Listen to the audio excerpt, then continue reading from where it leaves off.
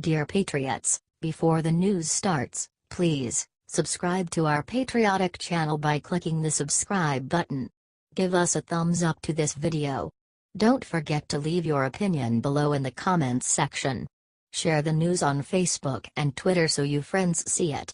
Thank you. Down syndrome man condemns final solution, abortion advocates to Congress and powerful speech. Frank Stevens, who has Down syndrome and is a successful actor, went to Congress to share the problem of final solution abortion. He argued that his life is worth living, and all over America people are getting abortions when they find out that their baby has Down syndrome. Stevens even shared that in Iceland, 100% of babies with Down syndrome are aborted. Whatever you learn today, please remember this: I am a man with Down syndrome and my life is worth living. Some people say prenatal screens will identify Down syndrome in the womb, and those pregnancies will just be terminated. It's hard for me to sit here and say those words, said Stevens. I completely understand that the people pushing this particular final solution are saying that people like me should not exist. But to those who question the value of people with Down syndrome, I would make 3 points. First, we are a medical gift to society, a blueprint for medical research into cancer, Alzheimer's, and immune system disorders, said Stevens. On a deeply personal note, I cannot tell you how much it means to me that my extra chromosome might lead to the answer to Alzheimer's. It's likely that one day this thief will steal my memories, my very life from me. This is very hard for me to say, but it has already begun to steal my mom from me, said Stevens. Please, think about all those people you love the way I love my mom. Help us make this difference, if not for me and my mom, then for you and the ones you love. Fund this research. Let's be America, not Iceland or Denmark.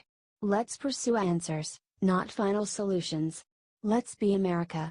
Let's make our goal to be Alzheimer's free, not Down syndrome free, he said.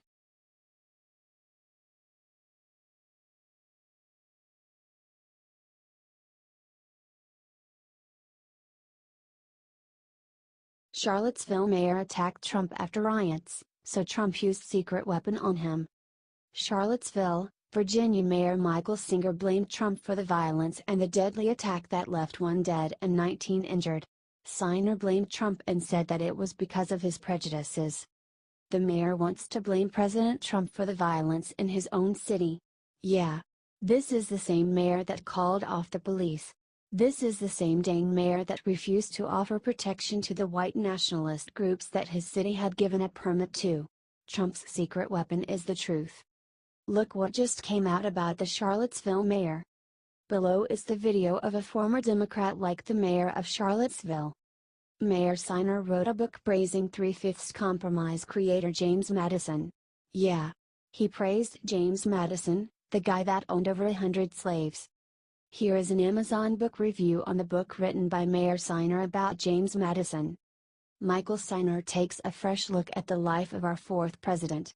His focus is on Madison before he turned 36, the years in which he did his most enduring work, battling with Patrick Henry, the most charismatic politician in revolutionary America, whose political philosophy and ruthless tactics eerily foreshadowed those of today's Tea Party, over religious freedom, introducing his framework for a strong central government, becoming the intellectual godfather of the Constitution, and providing a crucial role at Virginia's convention to ratify the Constitution in 1788, when the nation's future hung in the balance.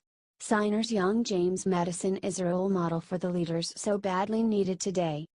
If you don't know much about James Madison, he owned over 100 slaves and penned the 3/5 compromise, which counted slaves as 3/5 of a person so he could count them for taxation and legislative representation. Share this to expose this apparently racist-leaning Democrat mayor. They call Republicans racist when they are the one that are attempting to capitalize on race violence. We need to get this truth to the people of Charlottesville. Charlottesville is a Democratic stronghold. The whole Charlottesville event reeks of meddling in order to attack our president as he is in the midst of dealing with North Korea.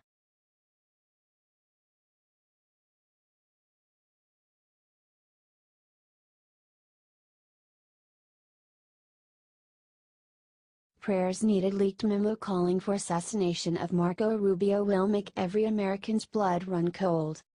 Senator Marco Rubio, RFL, has been an outspoken critic of the Venezuelan government as the country rapidly declines into chaos and poverty. As a Cuban American, Rubio is keenly aware of the dangers of socialist regimes and has helped the U.S. put extra pressure on Venezuela. This has apparently left him with a target on his back.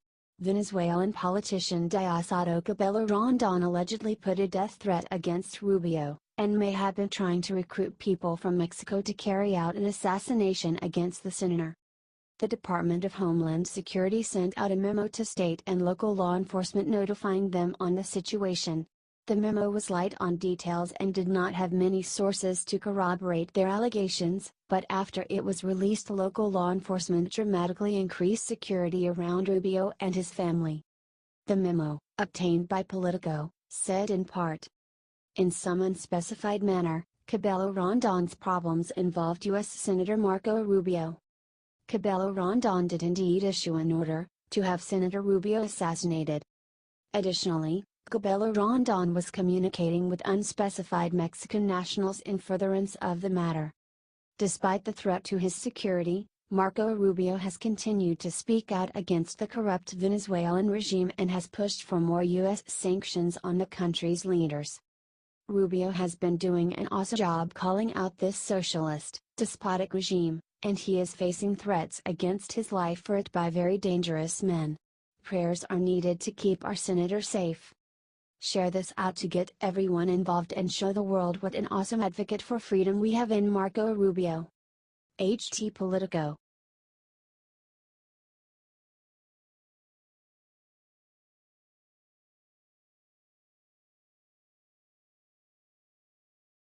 Right in middle of North Korea fight, Trump just did unthinkable to China. President Donald Trump wants to make it very clear to China that the United States is sick and tired of getting screwed over by them. For years they screw us on trade, and when we need them most they side with North Korea. Not anymore. President Trump just did the one thing China was begging him not to do. Trump is opening an investigation into IP violations of U.S. companies by China. You can bet China was flaming mad when they heard this news. Technically, when they steal U.S. secrets they are not breaking the law thanks to some part of the World Trade Organization. Trump plans on using an old law known as Section 301 of the U.S. Trade Act of 1974.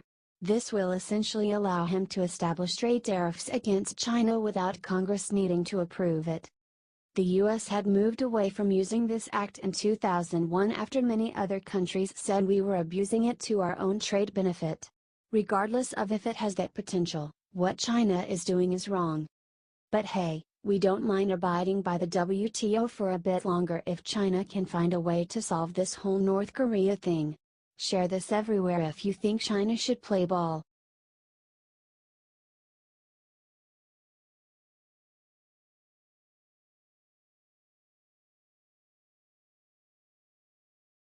Bill O'Reilly just shut down the attacks against Trump with this knockout punch.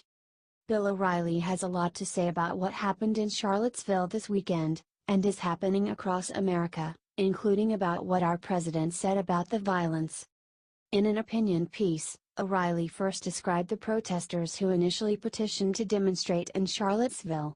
He said they are white Americans who believe they are being marginalized, but also that they are part of extreme hate groups against minorities, many who brought weapons, and they were looking for trouble. He also described the protesters who showed up to demonstrate against the protest, and that they, too, brought weapons. And the town that didn't properly plan for the whole thing. He then said that Trump would have been wise to articulate his anger with many sides in very specific terms. First, he said, a NY movement that seeks to harm or denigrate minority citizens is un-American and dangerous. Then he spoke of the counter-protesters, saying, some people deeply embedded in the grievance culture believe they have a right to demonize the police, brand political opponents racist, and even destroy private property, all in the name of social justice. He summed what Trump said up by saying President Trump is obviously referring to those people in his many sites comments. But, again, He should have used his platform to define the ongoing radical left political agitation that has caused violence in a precise way, not lump it in with those who started the Charlottesville fiasco. Yes, Bill. Very well said, about all of it. Please share everywhere, and comment thank you, Bill. H.T. The Hill.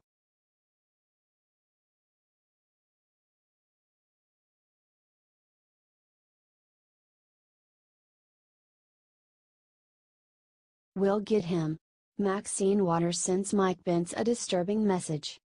Maxine Waters recently made the news after saying that she was going to go and take out President Trump tonight.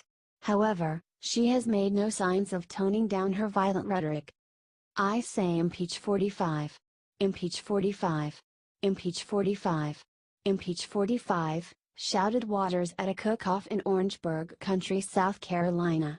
45. This message goes out from Orangeburg as it goes out from so many places in this country. We did not ask for a fight with you. We did not ask you to be president. We do not know how you made it, said Waters. Easy, we the people voted for him. But now that you're there and you don't understand that you don't belong there, and we don't intend for you to stay there, the fight is on. The fight is on. She screamed. She then redirected her attention to Vice President Mike Pence. If Pence, the Vice President, ends up as the President, we'll get him in 2020, Waters screamed. And to John Kelly. We're demanding an apology. General Kelly had a great reputation before he went to the White House. Everybody who goes there gets contaminated. And so he stood up for the President, he lied for the President, and he now doesn't have the credibility that a four-star general should have, she screamed. Maybe it's Maxine Waters who has lost her credibility.